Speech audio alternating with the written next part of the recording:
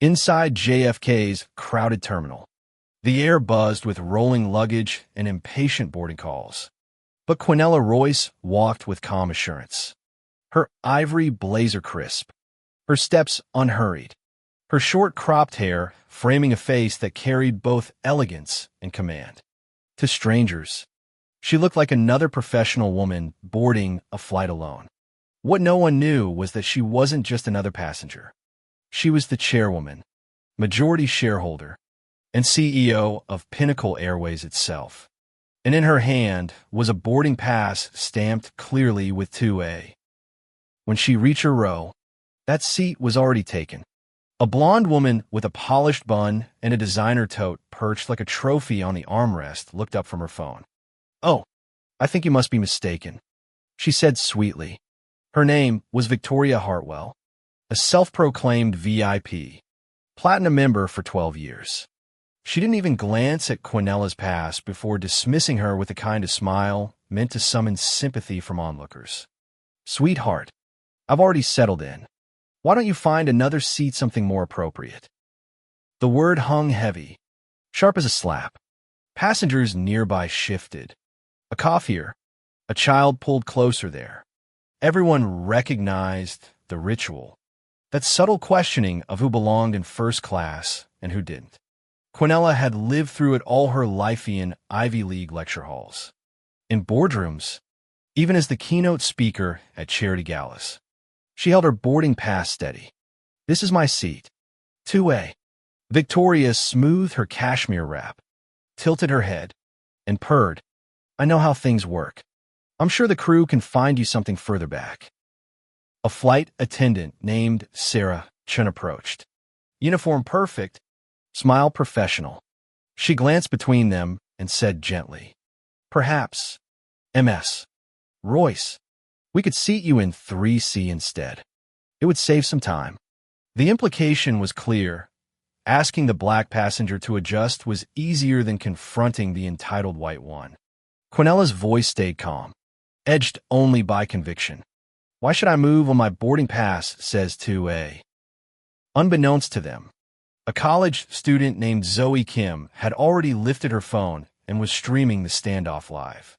Her caption read, "First-class drama unfolding at JFK." Within minutes, the comments poured in looks like discrimination. "Stay strong. Don't back down." The cabin thickened with tension. Victoria dropped her sugary mask, her voice turning venomous.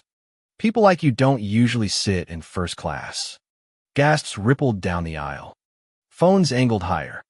The captain's door cracked open. Quinella's heart pounded, but her face stayed marble. She had prepared for moments like this her entire life.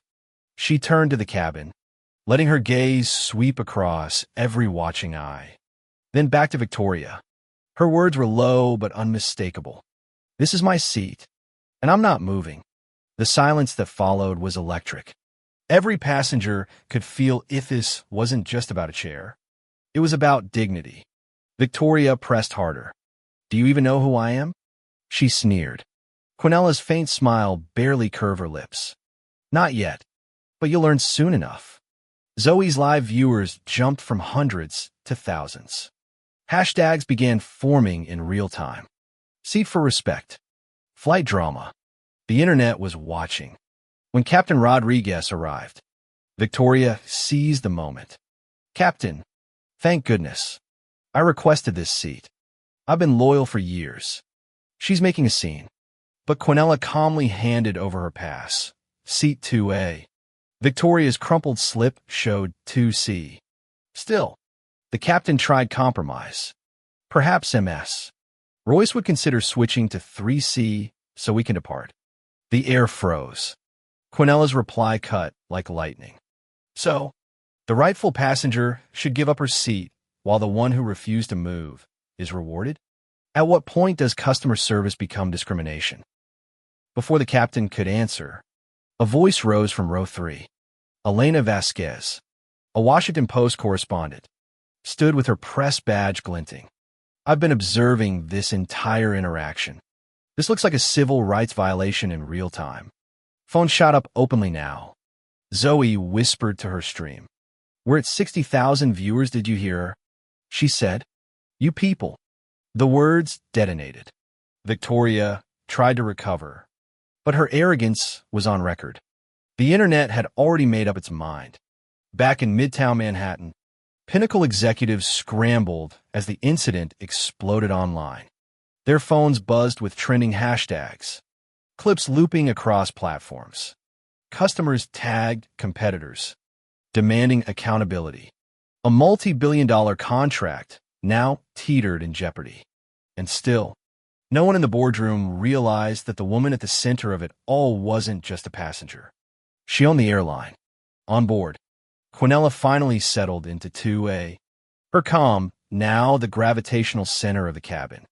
Victoria fumed, but her authority was crumbling, her name morphing into a trending tag of entitlement undone. Passengers whispered. Some clapped quietly. Others muttered thank yous. Quinella's silence was louder than any argument. Until, with quiet precision, she pulled out her phone, entered a code, and tapped a command. Seconds later, the captain's radio crackled. Flight 1947. Return to gate immediately. Order issued from corporate authority. His eyes darted to Quinella. Realization dawning. She rose slowly, her voice carrying like thunder wrapped in velvet. "Perhaps I should introduce myself. My name is Quinella Royce. I am the majority shareholder and CEO of Pinnacle Airways." Which means, "Mrs. Hartwell, this isn't just my seat. This is my plane." The cabin erupted gasps. Phones raised higher, disbelief giving way to awe. Zoe's livestream soared past 1 million viewers. Headlines formed instantly. Black CEO grounds her own flight after racist confrontation. By the time the plane rolled back to the gate, the fallout was unstoppable. Pinnacle stock nosedived. Newsrooms scrambled. Rival airlines issued statements about dignity. Lawmakers demanded hearings. Social media crowned Quinella a symbol. Her calm refusal now a blueprint for justice. And Victoria? Her empire crumbled overnight. Her name shorthand for arrogance exposed. Even the captain and flight attendant faced scrutiny not for malice, but for revealing how bias seeps into standard procedure. Yet through it all, Quinella never gloated. She reminded reporters, "This isn't about who I am. It's about who you thought I wasn't." Her words echoed across boardrooms, classrooms, churches, and homes. She launched reforms at Pinnacle, built fellowships for underrepresented students, and spoke of dignity not as an exception, but as a right.